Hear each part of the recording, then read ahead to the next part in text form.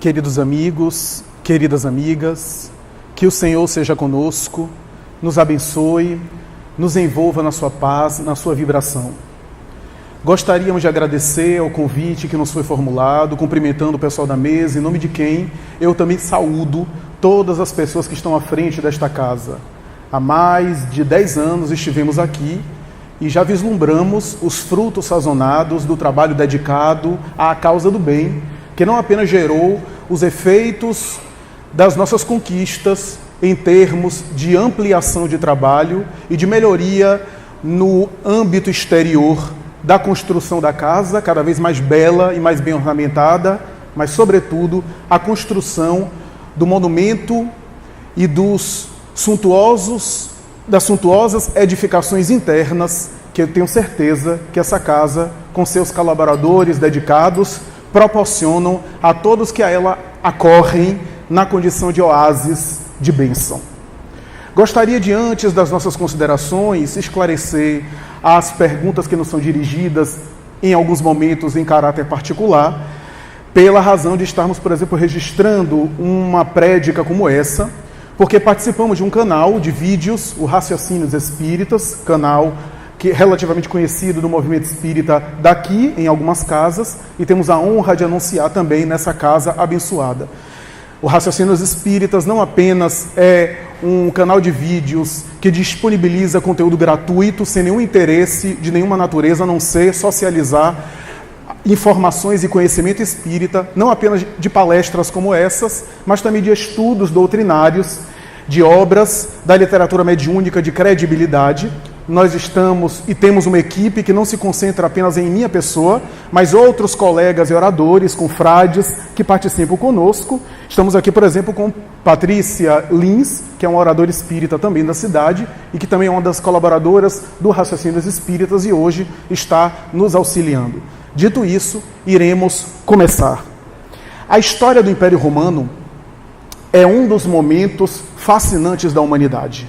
Não apenas pela Casa Júlia, que ofereceu, em homenagem a Júlio César, desde ele até Domício Nero, uma safra de riquezas, de perturbações, de apogeu e de decadência. Roma, no entanto, em determinado momento, fechou o templo da deusa Vitória. A deusa Vitória, como se sabe, é a deusa dedicada à guerra. E a Pax Romana, pela primeira vez, talvez, na história da Roma Antiga, estava em paz, por ocasião do segundo triunvirato da Roma Antiga, após o primeiro triunvirato que envolveu especialmente o Pompeu e Júlio César, e após ele ter sido assassinado por Brutus nas escadarias do Senado, a República Romana estava ameaçada, gerando, portanto, esse poder político de 3, portanto, pessoas que disputavam a hegemonia de Roma. De um lado, Lépido, que logo foi afastado do cenário romano, levado para uma região distante graças à estratégia de um dos seus adversários políticos. De outro lado, Marco Antônio e, por fim, Otávio Otaviano. Nesse triunvirato, entre esses 3, Otaviano seria o vencedor e mais tarde seria erguido à condição de imperador de Roma. O que os historiadores não compreendem é que na época de Otaviano reinou a chamada Pax Romana. As guerras, curiosamente, cessaram por um período. Roma parecia florescer cultura e paz. A ética, a oratória, o direito romano, as grandes prédicas públicas, os versos que eram anunciados de Salustio, Tito Livio, Mecenas, Horácio, Ovídio e outros emocionavam as plateias, inclusive o próprio imperador, que no fórum romano muitas vezes era levado até as lágrimas diante dos versos, especialmente um verso de Horácio, que dizia mais ou menos assim: ó sol fecundo, que diariamente abres e fechas o dia, tu nunca deverás ver nada igual à grandeza de Roma. Roma naquele período estava em paz. Otaviano, que havia afastado Lépido, e mais tarde entrou em guerra, em conflito cruel contra o exército de Marco Antônio, com quem estabeleceu a guerra ou a batalha para a hegemonia do poder. Mas o próprio Marco Antônio, que cedeu às insinuações de Cleópatra, viajou com ela para o Egito e ficaria ali para depois seguir com ela na direção do fim trágico do suicídio, Otaviano foi erguido ao poder. Aquele homem que uns historiadores consideram de maneira negativa e outros elogiam a gestão que ele fez em Roma. Pouco importa, no entanto, essas opiniões para nós, essa discrepância, essa discordância. A verdade é que ele era um corpo franzino, frágil, que era vítima de dermatoses, porque havia contraído uma doença epitelial, dermatológica, depois das batalhas da Bitínia, ficando acamado periodicamente. Tinha surtos de problemas respiratórios, que o fazia também tombar na cama, graças à compleição física fraca. No entanto, ele percebeu desde o começo do seu reinado que a prosperidade de um governo e de uma gestão está, sobretudo, na dignidade do exemplo dos seus governantes. E graças a isso, ele não hesitou em ter uma conduta austera, pelo menos publicamente no palácio. Foi assim que, quando ele soube que a sua esposa estava envolvida em planejamentos para envenenar alguns escravos, porque utilizava alguns venenos como sendo experiência e teste para envenenar adversários políticos, portanto testando seus venenos nos escravos, ele, quando soube, não trepidou em negar-lhe a companhia no leito conjugal, exigindo, no entanto, a conduta austera, fiel e digna na casa palaciana, embora negasse a sua presença diante dela como forma pedagógica de tentar puni-la. Mais tarde, quando ele soube que a sua filha estava em comportamentos promíscuos no próprio palácio, ele exilou-a para a ilha grega da Pandatária. Mais tarde, a neta parecia repetir um pouco o comportamento da mãe, em orgias na própria casa palaciana, e ele não trepidou em fazer a mesma coisa em relação a ela. Otávio, chamado Caio Júlio César, em homenagem ao anterior, Caio Júlio César Otaviano, ou Otávio, que foi chamado mais tarde de Augusto, e cujo calendário mais adiante incorporou o mês de agosto em seu nome, da mesma forma que o mês de julho é em referência a Júlio César. Esse homem extraordinário governou em uma época que proporcionou uma espécie de prosperidade e de paz na cultura romana. Os historiadores, de maneira geral, não conseguem entender o que é que foi que aconteceu naquela época. Mas afirma o espírito Humberto de Campos, pelas mãos incorruptíveis, ilibadas, impolutas de Chico Xavier, que o que nós não sabemos, ou melhor, o que a história materialista não sabe, é que o planeta está envolvido em uma psicosfera, em uma atmosfera diferente. Seres angélicos, alguns dos quais sublimes, envolviam a atmosfera da Terra em radiações diferentes, preparando naquele momento, na época de Otávio, o casamento do Filho de Deus com a humanidade. O mergulho nos fluidos densos do planeta por aquele que seria chamado mais tarde de Yahshua ben Yosef, Jesus, filho de José, que deveria inaugurar uma nova mentalidade cultural.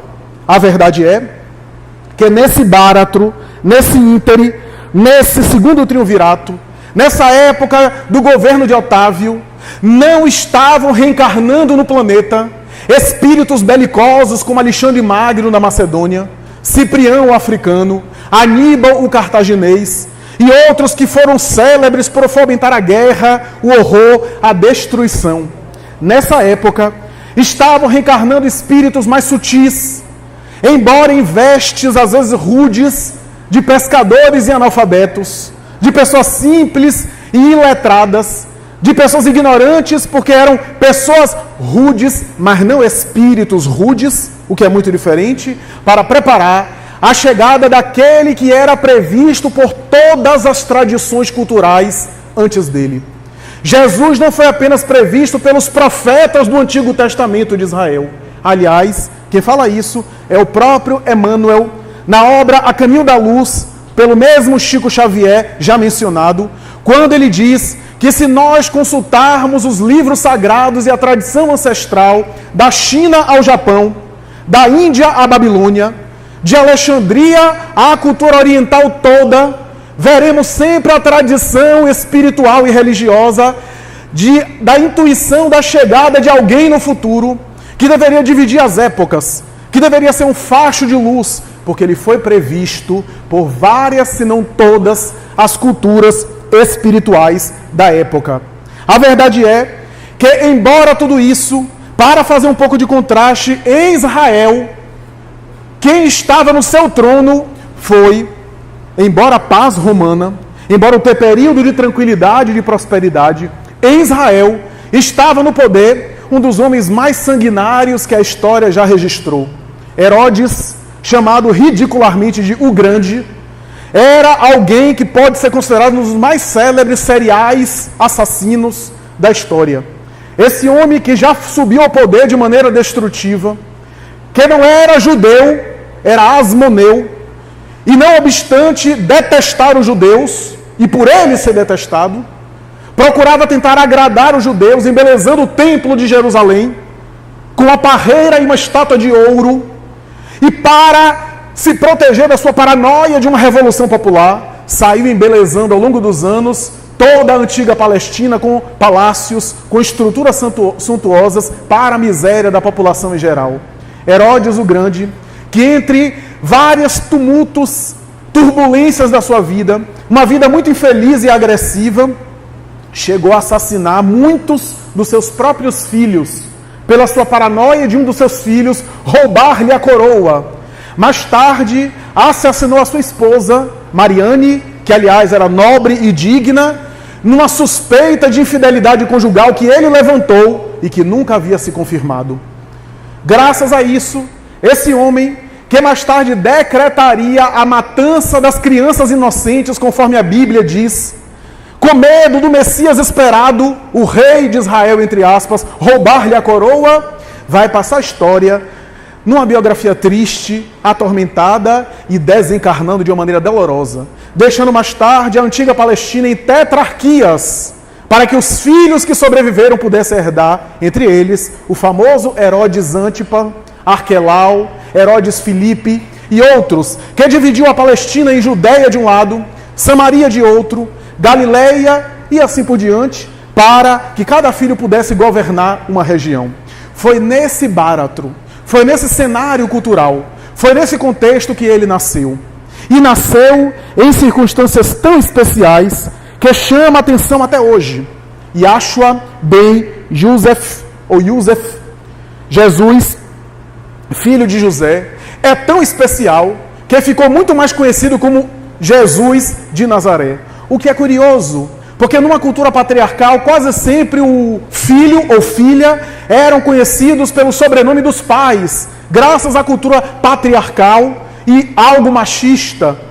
Mas Jesus era visto como um homem de Nazaré, dada a localidade especialmente de Maria, Miriam, sua mãe, que era chamada Maria de Nazaré. A partir daí, já tem algo especial.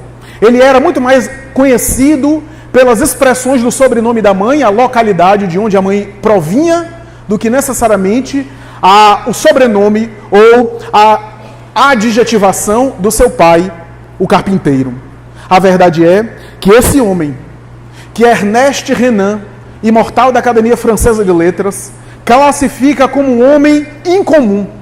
Renan, que lançou cerca de 4 tomos sobre Jesus, chamado A Vida de Jesus, vai dizer, ele que era cético, materialista, que não era cristão, vai dizer que a influência de Jesus na cultura é algo que não tem argumento, é algo incomparável.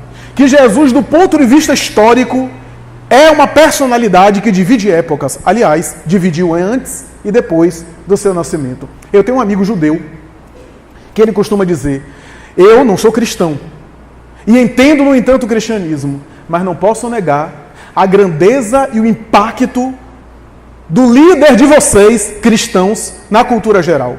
Porque no nosso calendário judeu, ele me falou, nós estamos hoje no ano de 5.778. Mas quando eu vou assinar um cheque, eu tenho que colocar 2017 depois de Cristo. Então só por isso eu respeito. Embora não considere como vocês consideram, Jesus foi um grande profeta. na linguagem hebraica. E eu não posso negar o impacto da sua mensagem, da sua vida. 2 anos e 8 meses apenas, quase 3 anos, dos 30 aos 33, segundo a tradição, embora haja polêmica sobre isso. Aliás, o que fascina-me em Jesus é que Jesus hoje é a personagem mais comentada e sobre quem tem mais dúvida e não tem certeza de quase nada. Não se sabe muita coisa do ponto de vista biográfico sobre ele, o que é especial, porque quase sempre as pessoas que são muito biografadas ao longo das épocas o são pela clareza das suas vidas, pela biografia clara, pelas datas, pelos dados. Sobre Jesus há muito mais perguntas do que resposta. Até hoje, o que fascina é uma personalidade tão especial que as datas todas são imprecisas. Por exemplo, tudo indica, segundo os melhores estudos, que ele nasceu por volta do final de março e começo de abril, segundo as melhores tradições da arqueologia, da teologia, da história das religiões. No entanto, mais tarde, os cristãos primitivos, para apagar a chamada festa dos Saturnais, que acontecia no período onde a noite era mais longa, no inverno europeu, transferiu, que era justamente no período de dezembro, 24 e 25 de dezembro, transferiu o chamado aniversário do Cristo para dezembro, a fim de que aquele momento cristão apagasse os chamados Saturnais, as festas orgíacas pagãs do deus Baco, do deus do vinho e do prazer, das bacanais que aconteciam, e graças a isso foi transferida, portanto, essas Saturnais, que foram mais tarde alteradas as Saturnais para janeiro e fevereiro do ano seguinte, e a tradição latina dos Saturnais passou a chamar carnavais. Na expressão latina, carne nada vale, na velha semântica e tradição. E mais tarde a religião tentou colocar, mais ou menos na época, o período da festa da Páscoa para tentar apagar.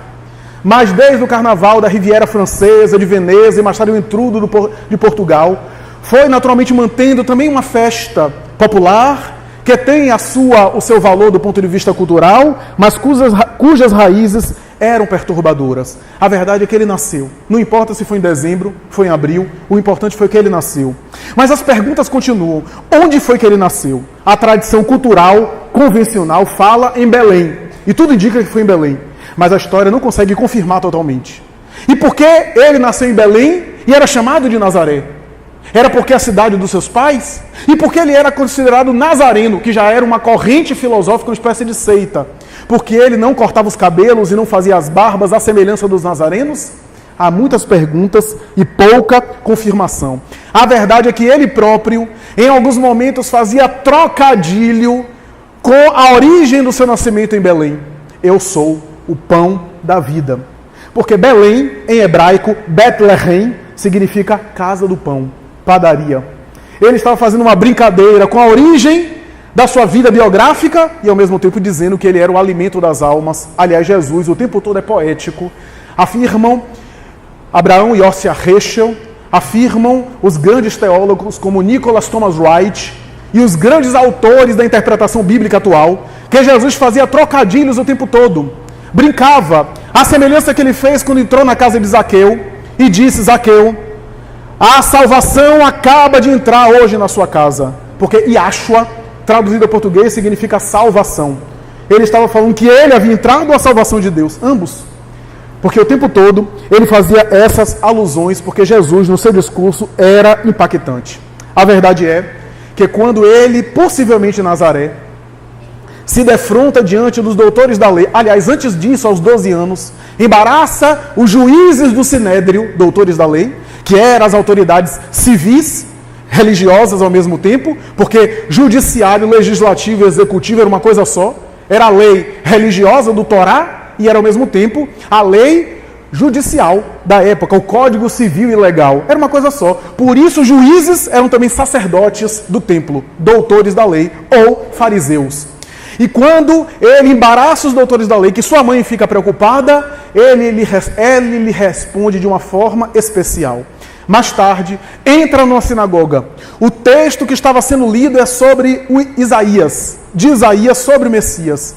Quando é franqueada a palavra para o público geral, dada pelos grandes Fariseus, ele pega a palavra, interpreta o texto de Isaías, de tal forma que as pessoas ficam embaraçadas, algumas chocadas, algumas incomodadas, porque da forma como ele interpretou, daria indicação que ele estava dizendo que ele era o Messias esperado por Isaías. A partir daí, estabelece-se uma sindicância entre os fariseus em relação a ele. E aonde ele ia, o Evangelho diz, e os fariseus atrás, tentando alcançá-lo, ou pegá-lo, ou tentá-lo, e ele, adivinhando-lhe os pensamentos, respondia dessa ou daquela forma, conforme está nos textos neotestamentários, nas escritas do Novo Testamento. A verdade é que, nesse báratro, nesse conjunto de informações, Jesus fascina não apenas pela saída de Nazaré, a princípio daquele lugarejo da família, talvez, penso eu, para não embaraçar a sua família biológica,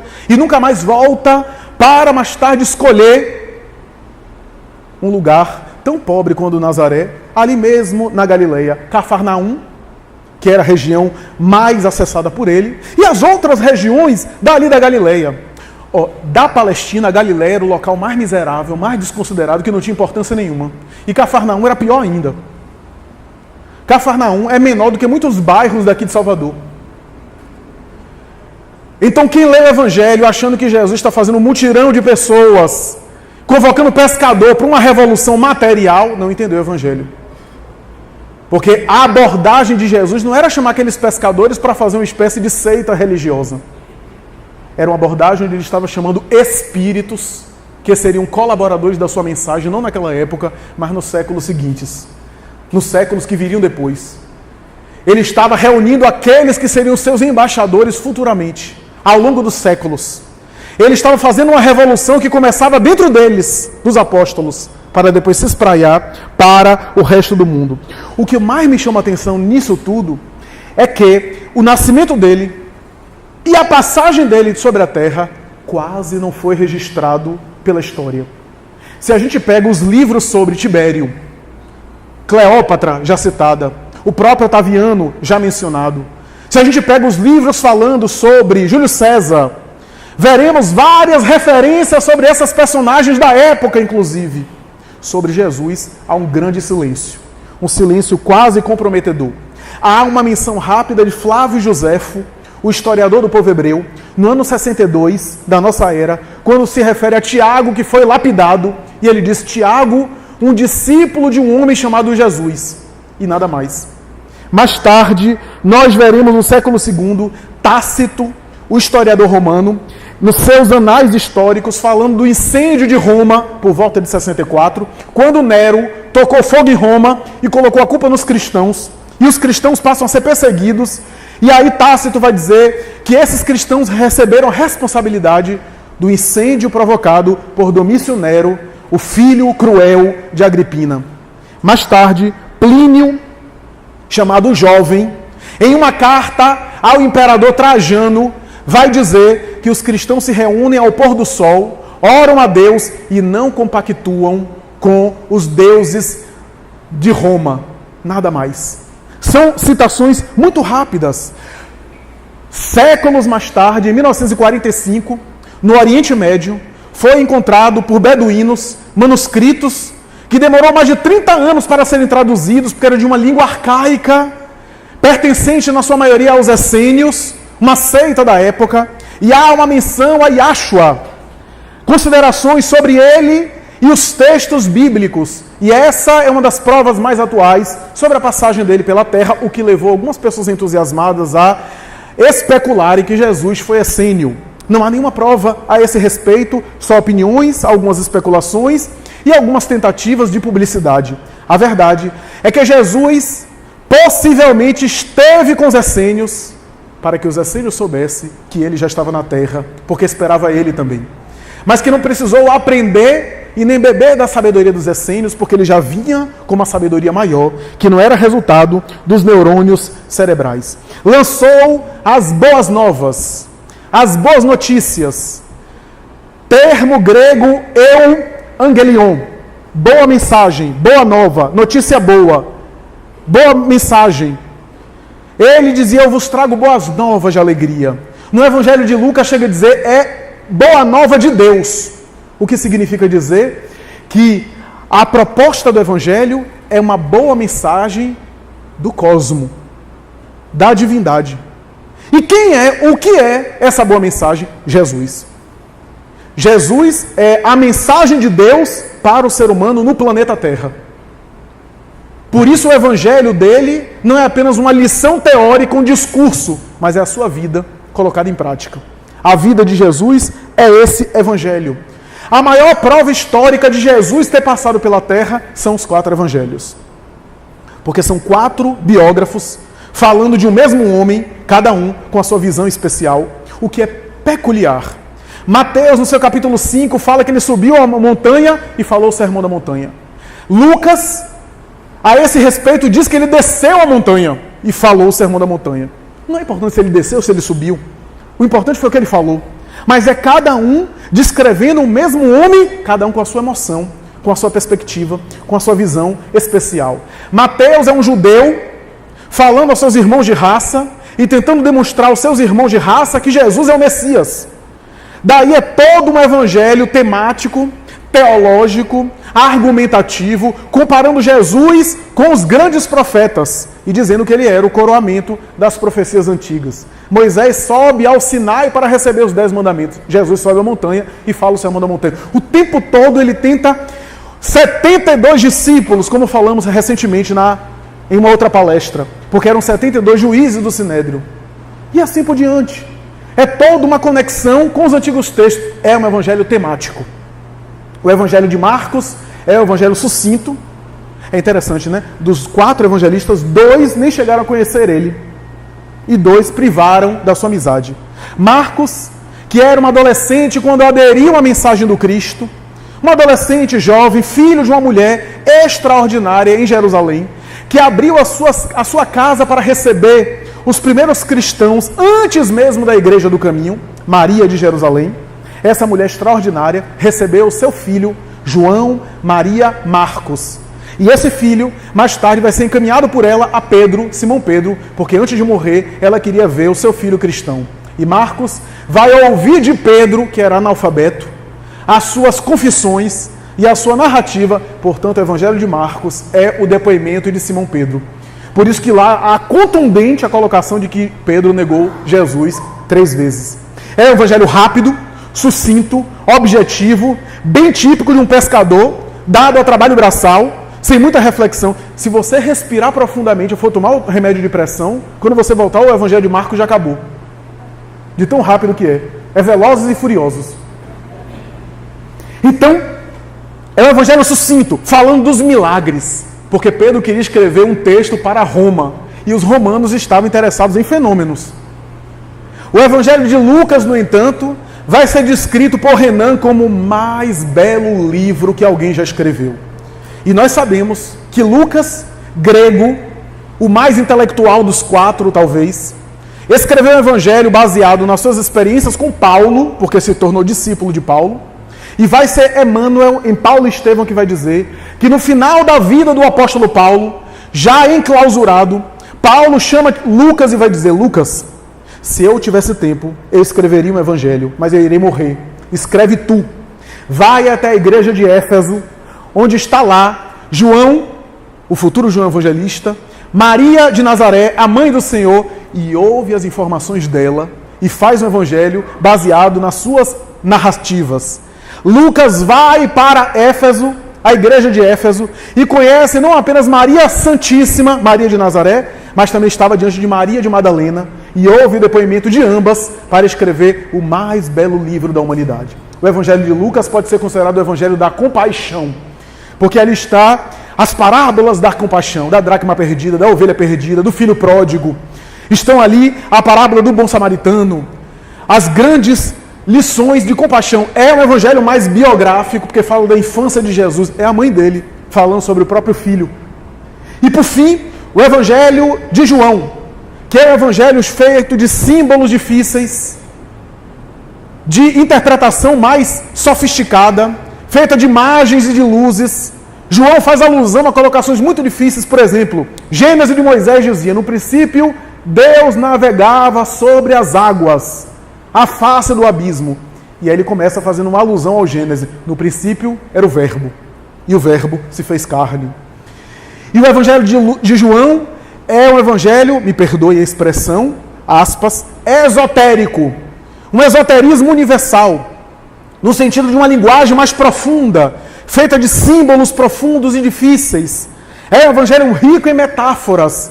É um evangelho que fala a linguagem universal do Espírito em todas as épocas, à semelhança do que vai acontecer também em O Apocalipse, quando ele escreve grandes temas da humanidade do futuro como se fossem arquétipos, como se fossem padrões universais. A verdade é que o mais curioso de tudo isso é que nós não temos hoje nenhuma cópia original escrita por nenhum evangelista. Não temos nenhum texto que foi escrito em aramaico ou em hebraico dos evangelistas diretos. Porque na época a cultura era dos escribas. Os escribas são escreventes, copistas. E os cristãos primitivos procuraram copiar e dispersar aquelas cópias. Você acha que isso foi ruim? Foi ótimo. Foi ótimo não ter tido um texto original, o primeiro. Sabe por quê? Porque senão seria instrumento de poder, de morte, de muita destruição. E o que é pior, aquele texto original, se tivesse nas mãos de alguém, seria manipulado e alterado ao sabor das intenções. Talvez foi uma estratégia do mundo espiritual que esses textos originais desaparecessem e a gente ficasse com cópias múltiplas, o que é uma bênção. Porque se tem várias cópias, é difícil adulterar. Porque são vários textos iguais. Se altera um, aquele texto que alterou diz todo o resto. O que foi uma estratégia magnífica do mundo espiritual para que as suas lições fossem preservadas. Ainda que uma e outra coisa foi alterada, houve tentativa de adulterar, mas não se conseguiu totalmente. Sabe por quê? Porque as parábolas de Jesus são histórias perfeitas. Se adulterar, perde o sentido. E ele sabia disso. Ele compôs as parábolas para que a sua mensagem fosse preservada. E hoje pudéssemos entender. Porque naquela linguagem simples e até grosseira, nós temos elementos da alma.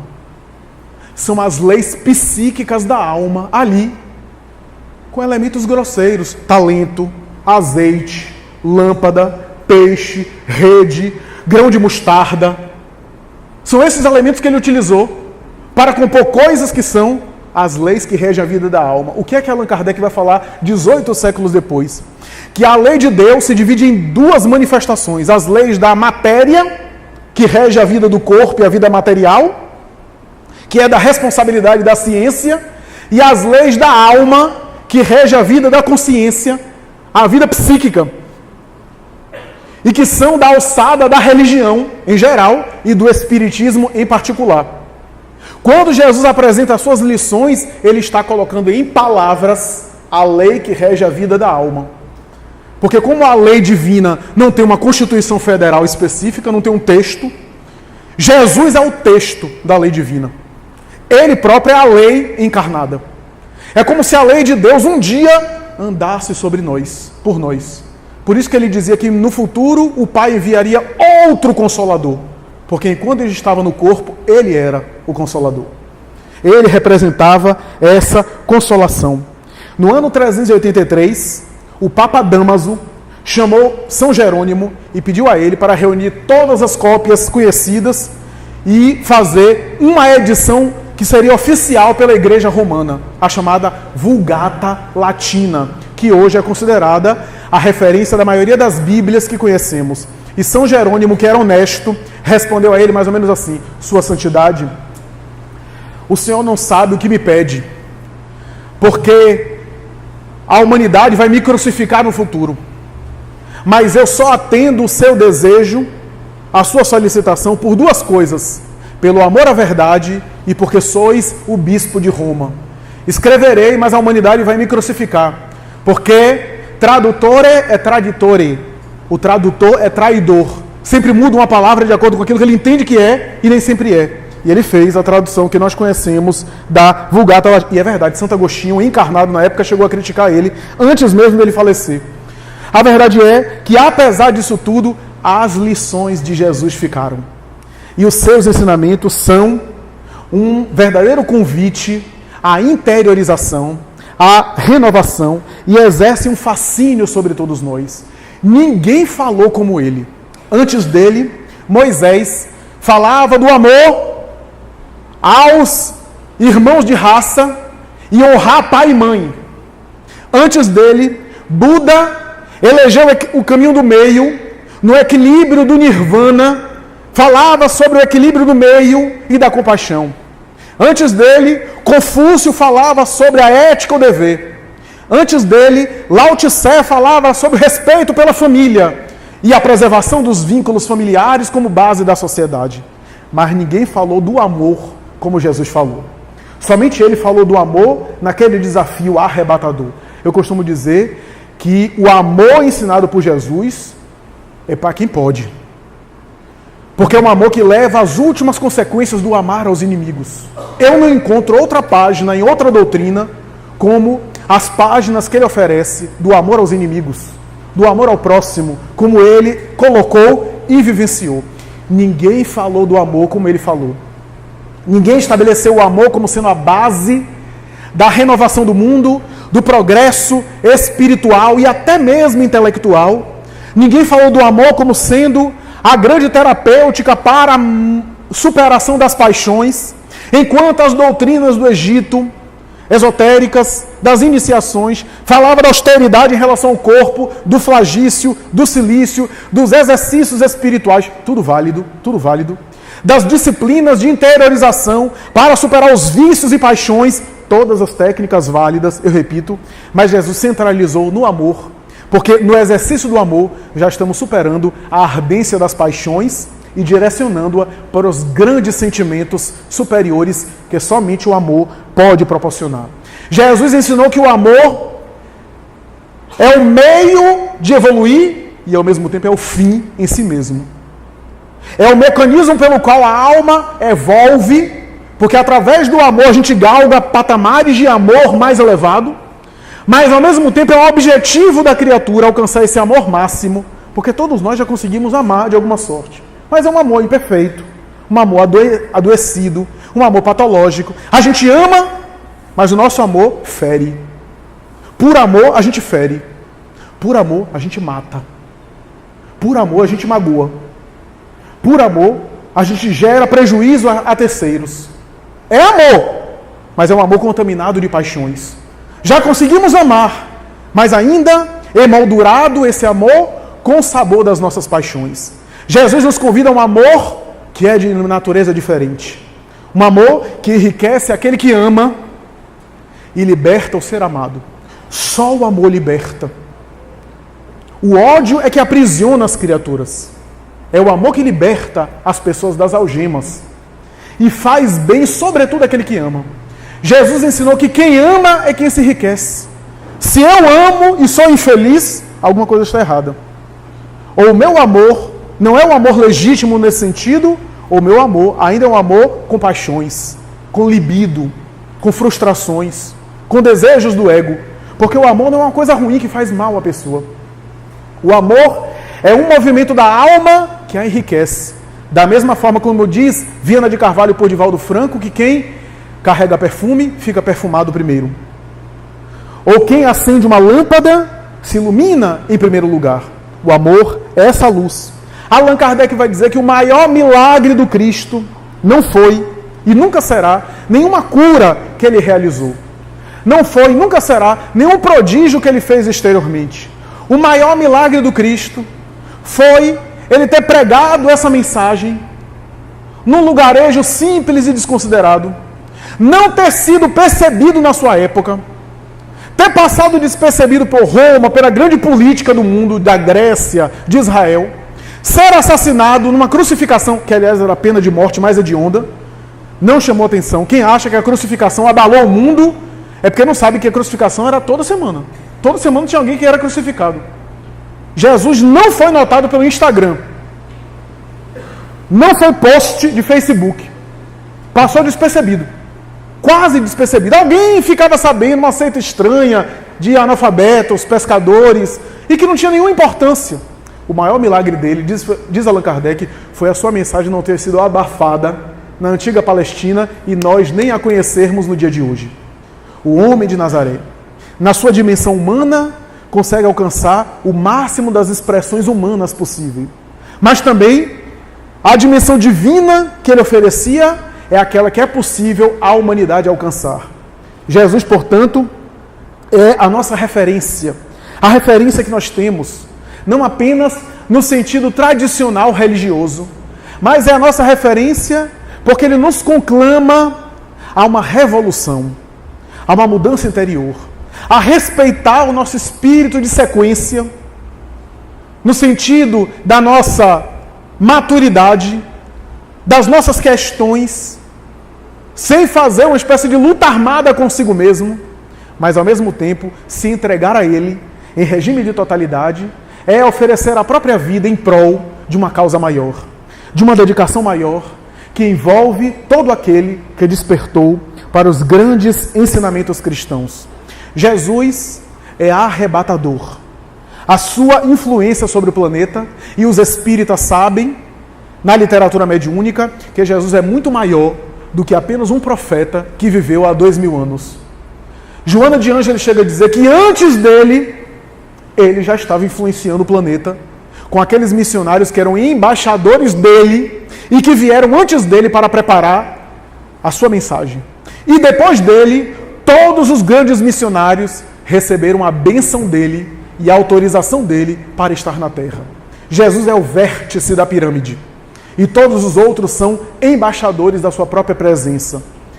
Quando costumavam a questioná-lo sobre a sua fidelidade à lei, a fidelidade à lei de Moisés, alguns perguntando se ele realmente era filho de Abraão. Ser filho de Abraão, na cultura hebraica, era ser fiel e respeitar a lei de Moisés. E em determinado momento ele responde: e antes que Abraão fosse, eu já era. Quer dizer, é conversa para gente grande. E antes que Abraão fosse, eu já era. É claro que os hebreus entenderam em parte isso. Entenderam que ele estava dizendo que estava acima do próprio Abraão, porque ele era o próprio embaixador de Deus na terra, esse mesmo Deus que guiava Abraão e que ele agora personificava. É como se ele dissesse que na cultura patriarcal ele estava acima de Abraão, mas nós espíritas sabemos que ele estava falando muito mais do que isso. Ele estava falando que antes dos processos da construção dessa cultura religiosa, antes mesmo dos processos de vida no planeta, como diz Emmanuel, se estruturar no planeta, ele já se encontrava na condição de espírito perfeito, de espírito sumamente puro, e que estava organizando a futura vida na Terra com seus engenheiros, com seus arquitetos, com a sua equipe espiritual que o assessorava. É como se ele dissesse que ele antecedia tudo aquilo, que ele estava por detrás daqueles processos. Então, quando a gente vê Jesus chamando os apóstolos, estamos diante de um espírito sumamente evoluído, chamando espíritos. Porque do contrário, a gente vai dizer: que estratégia de marketing é essa dele? Cafarnaum, 12 apóstolos que não tinham importância nenhuma, não tinha credibilidade, não tinha relacionamento com os grandes poderes, né? Não tinha relações sociais, né? Para que pudesse viabilizar. Que estratégia de marketing é essa? Que gestão de pessoas é essa que foi um fracasso? Que logística é essa? Que ele tinha um do grupo que ia trair ele sabia que ia trair e não expulsou do grupo. O líder do grupo dele é um pescador nervoso, temperamental, preconceituoso, que dava chilique, que dava piti. Simão Pedro. E ele bota esse indivíduo para ser o líder do grupo. Se a gente olha nos olhos materiais, a gente vê isso. Com os olhos da matéria é isso. É um fracasso total. Mas é porque a gente está olhando com os olhos materiais. Com os olhos espirituais, ele estava formando o futuro reino de Deus que começava ali, interiormente. Como eu disse numa palestra recente, os apóstolos, os 12, é um arquétipo miniaturizado da humanidade toda. Se você olhar para os apóstolos, você vê tudo possível. Tudo que é possível ver, de vício e virtude, você encontra nos 12. E há lições que nos passam despercebidas. 11 dos 12 eram galileus. O único que era judeu da Judeia foi Judas Iscariote. Justamente aquele que deveria traí-lo mais tarde, segundo a tradição bíblica. Então, quando a gente olha Jesus, não podemos olhá-lo como sendo um fundador de uma religião, mas de um guia espiritual da humanidade, que realizou o processo evolutivo ao longo de reencarnações em outra dimensão, que nos escapa por completo. O próprio Emmanuel, quando vai abordar isso, vai dizer: o que eu sei é que ele faz parte de uma comunidade de espíritos angélicos, e até onde eu saiba, essa comunidade se reuniu só 2 vezes próximo à Terra. Até onde eu saiba, ou seja, tem coisa que ele não sabe. Estamos falando de Emmanuel. Então, é o espírito que está muito acima. Não é um profeta de barba grande que saiu por aí fazendo só uma mensagem social, ética, moral. É alguém que tem o DNA dele, o perfume dele, envolvendo o planeta. Ou seja, mesmo que você não queira ficar perto de Jesus, não tem como sair dele aqui nesse planeta. Porque o DNA dele está em todas as coisas. Em nome do Pai, ele impregnou o planeta com a sua assinatura, com o seu rascunho, com a sua rubrica. Não dá, portanto, para se apartar dele, ainda que a gente queira. Os emissários todos falam em nome dele. Ainda que não fundem uma religião cristã, eu tenho ovelhas que não são desse rebanho, dizia ele. Então, meus amigos, para concluir, gostaríamos de falar desse homem extraordinário. Quando nós vemos ele na cruz, mas Joana d'Arc morreu também martirizada. Mas Ian Rus também morreu martirizado. Giordano Bruno também morreu queimado. Outros, como Francisco de Assis, tiveram morte dolorosa. A cruz, para um espírito desse, era só o momento de demonstrar a imortalidade da alma quando ele voltaria depois da morte. Para o espírito desse, que está muito acima disso, que cantou o verso do Salmo 23 no momento final. Eli, Eli, lama sabachthani. Deus meu, por que me desamparaste? É uma música do Salmo 23, 22, que deve ser dita pelo Messias, segundo a tradição do passado. Se você pegar a Bíblia, você vai ver lá no Salmo. O canto começa assim: Deus meu, por que me abandonaste? Ele não estava negando, ele nem estava com medo de morrer, porque senão ia colocar Jesus abaixo de alguns outros espíritos que morreram tranquilamente, cantando. Há alguns anos atrás, a gente viu isso com um autor conhecido da literatura ficcional, que diz que fez uma obra de ficção que não tinha nenhuma prova histórica, Dan Brown, O Código de Da Vinci. E eu vi espíritas na época dizendo que era a nova prova, a nova Arca do Tesouro que descobriu. E o próprio autor dizia que não tinha nenhuma prova histórica, ele queria fazer romance, falando de uma história que Jesus casou com Maria Madalena. Porque como a gente é igual nesse sentido pequeno, né, humano, então a gente fica pensando: se eu tivesse na época dele e Maria Madalena me desse bola e fosse bonita, eu ia namorar com ela. Então Jesus deve ser igual a mim. Como eu não consigo entender a grandeza dele, eu quero reduzir ele à minha paixão e colocar ele numa condição humana, muito, muito humana, próxima a nós. E o que é pior, mantendo isso às escondidas e de maneira clandestina. Então, é rebaixar Jesus a um patamar inferior até o nosso. Não se pode entender Jesus com essas lentes materiais, como diz Allan Kardec. Só por fim, para concluir, fazendo prédicas e discurso espírita desde 17 de agosto do ano 2000, mas dedicando-me a entender, ainda na minha ignorância, que ainda é muito grande, mas no passado mais do que eu sou hoje ignorante, e tentando entender as letras espíritas, me chama a atenção a dedicação de alguns trabalhadores. E depois de alguns anos na seara espírita, recentemente com alguns trabalhos acima da minha capacidade, eu comecei a ter um pouco de estafa. 2 semanas dormindo só 2 horas por noite, fazendo palestra uma atrás da outra, quase desencarnando com uma criatura de 2 anos de idade que não me deixa dormir em casa, tentando fazer o dever de casa com a esposa também, para ela não trocar a fechadura da porta e me dar uma justa causa. E aí emendei 2 semanas assim, nessa rotina, editando os vídeos, gravando, disponibilizando na internet, e entrei em todo vapor, numa 3ª semana, atendendo na minha atividade profissional 10, 12 horas, sem parar. E aí por volta de terça-feira da 3ª semana, eu comecei a ter uns piripaque assim, Patrícia, nossa amiga de prova, se preocupou, o nosso colega médico foi visitar-me em casa e ele disse, olha, tem uma hipótese de ser um quadro neurológico, de uma estafa, é natural, você precisa equalizar, etc. e tal. E eu fiquei pensando, meu Deus, eu não tinha nada disso há alguns anos. A velhice está começando a pegar, será? E eu fico pensando, aqueles indivíduos com aquela disposição que eu não tenho, como é o caso desses apóstolos do bem, essa dedicação à causa do bem, como um Chico Xavier, que passava por isso tudo tranquilamente.